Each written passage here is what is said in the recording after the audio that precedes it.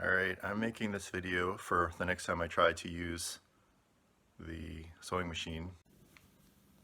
So here it is in fantastic shape. Future Dave, if you decide to use it and you see there's already a thread out here, that means the bobbin's already loaded. I got plenty under downstairs, so you don't have to do that. But if you do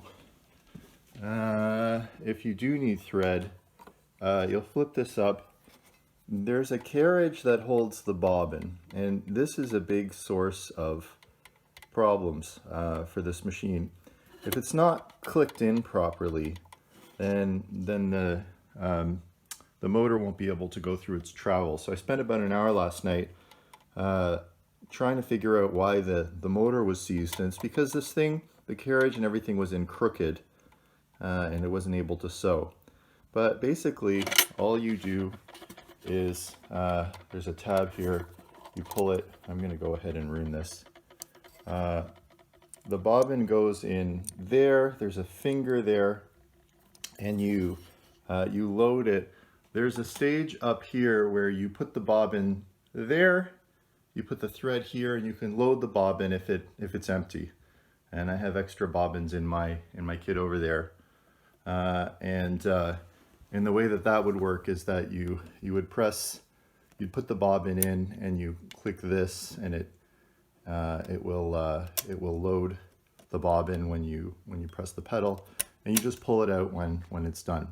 Okay, so the bobbin itself should it goes through this like little groove over there, and when you pull it, there should be a little bit of resistance there, but it should pull quite easily.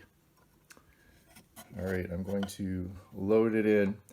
The first time that you load the bobbin, you just need like a little bit of slack here, and the needle will grab that end when it plunges down the first few times.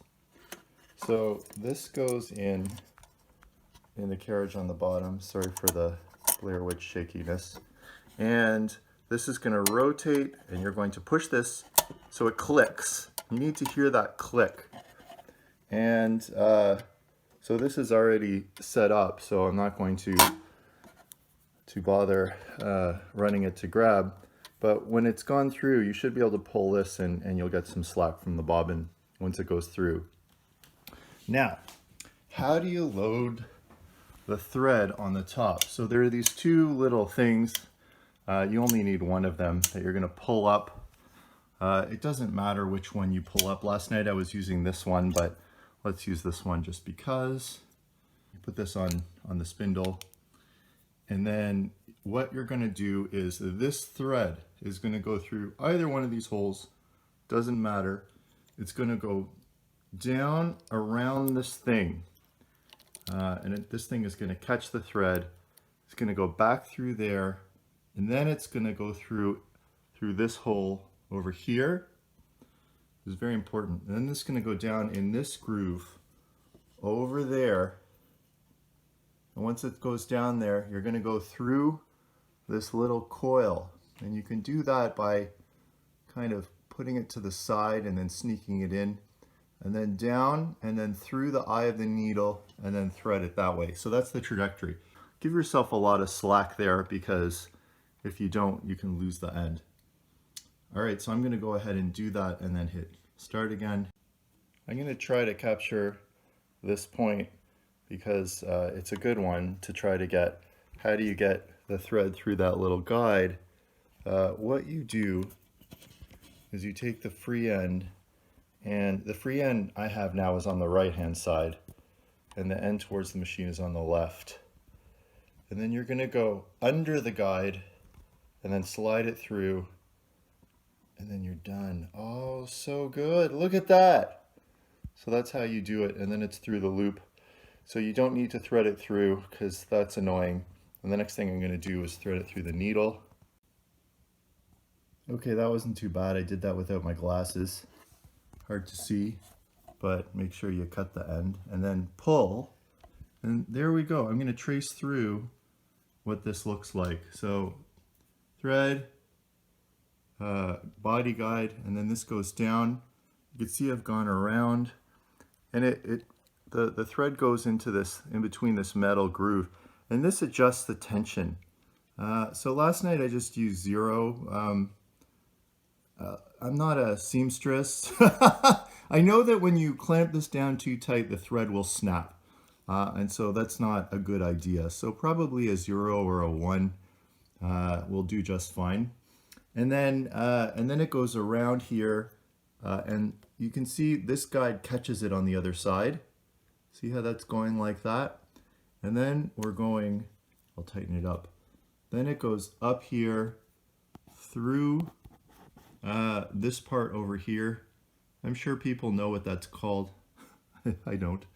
And then down through this groove, through that guide over there, and this works really well for me. And now I have my 2 ends over here. I'm gonna give lots of slack. Now I'm gonna go through a couple more controls for, again, this is for future me, because every time I use this, it's like 10 years later. So over here we have the transmission, forward and reverse, and neutral. So forward is, you know, when you're doing it, it's going to put the work, it's going to sew so that the work's going backwards and the stitches are sewing this way. This switch over here is how high the teeth are on the bottom. So below this, there's a lever on this side. Here we go.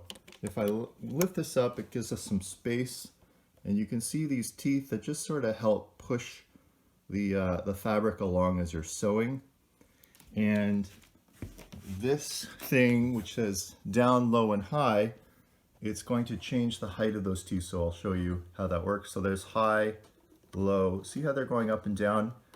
So if you want to do this, I guess, freehand, then you're going to turn it all the way here down, and then you can feed it through as you want. And then, you know, if you want it to be higher, then you put it high. If you're not sure of any setting, I always just force a habit, put things in the middle. And then there's a dial here that lets you more finely tune the threads. So you can put it all the way to the bottom and then dial it up. You could put all the way to the top and then dial it down. It's just like it's to help you if you're worried about repeatability for your stitches. If you're just doing a repair job, then, you know, actually forward puts a lot, like all the way here, does make quite a bit of spacing in between the threads. So probably somewhere like here is what I'm going to do today. I'm fixing these cushions. I've got a hole in the end, and I'm going to sew it. This is a white machine. I got it off of Craigslist a long time ago when Craigslist was a thing. They are just bulletproof. I love this machine. It always takes me a long time to remember how to use it, which is why I'm making this video. It came in this case that was covered by wallpaper, this funny wallpaper, and what I did is I stained it so I peeled the wallpaper off and I stained it because I was thinking of those old Singer machines, and I wanted it to look pretty. So that's what I did. It's missing the plaque over there. I probably would have said white on it. So for troubleshooting, I mean, you know, routing is important.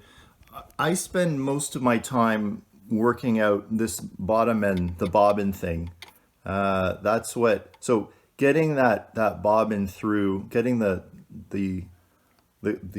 bottom thread through, sorry for the terminology, occupies most of my time. If everything is lined up properly, it's actually like I got it the third shot. And what I do is, to get things going, is I'll show you what I do. So I've got the pedal on the floor. I just take a piece of paper because, you know, you don't need to work on material. And what I do is there's this lever at the back. I flip it down, and that brings the foot down. And then make sure that there's slack here on the top and the bottom threads. And I just do a few stitches to get it going and make sure that the bottom thread catches as well. So I'm gonna do that now just because I don't need to. But like, so this is set forward, this thing is in the middle, this thing is set to like 1, which should be fine. And we're gonna go ahead and make a few. See how it's going on its own? Oh, so nice. Let's see that on the other end. See, it's there, and you just get it going. And with the needle up, you clip up on this thing over here. There we go. Lift the foot, and when you're done, so the last few, when you're done a row, what you can do, I'm going to put this down again, and I figured this out. Most of this machine I figured out on my own, but I remember watching my mother when I was little. And what she would do is at the end, she just went backwards and forwards a bit to keep it from unraveling. So let's put it forwards a few, and I'll show you what that looks like here. So we're gonna go backwards and forwards, backwards and forwards. See, I'm going backwards and forwards. And then that just kind of like is the substitute for tying a knot. And that's gonna go up. And then I'm going to raise this and pull this, and you'll end up with, if all goes well, you'll still only have 2 threads, one coming from the needle and one coming from the hole from the bobbin on the bottom. And then there's our work. And then on the other side, if your bobbin didn't work, then you'll have nothing, or it will be very thin and just pop out. So this shows us that the bottom thread did its job. It's a little rough there, but you can see what happened. And so that's it. So there's a light here, a little twisty thing. Another thing I can show you is this dial over here. It's the tension that that this thing presses down. So there's a release here. So you can see when it's released and on 0, it's quite easy to move this up and down. As I dial this up in number, see this is clicking. It becomes a lot harder to pull him up. It's just how hard you're pressing down in the fabric. So if you have really tough fabric, heavy, then you can increase this number, and then you can release it if it's, you know, if you don't have to grip it as hard. It's just another idea. And when you do your work, do it inside out, because this is what happens. So this cushion is full of crap, so I didn't want to empty the cushion, turn it inside out, and have like a whole big mess with like little foam pieces everywhere. But you know, it's hardly an elegant job, but it did the job. I don't know, it worked. But just remember to work inside out, and you won't get this ugly mess that will be hidden on my chair anyway. And that's it. Good luck. The machine is good. Don't throw it away. It's not broken. It's just that you don't remember how to use it, and hopefully this will help.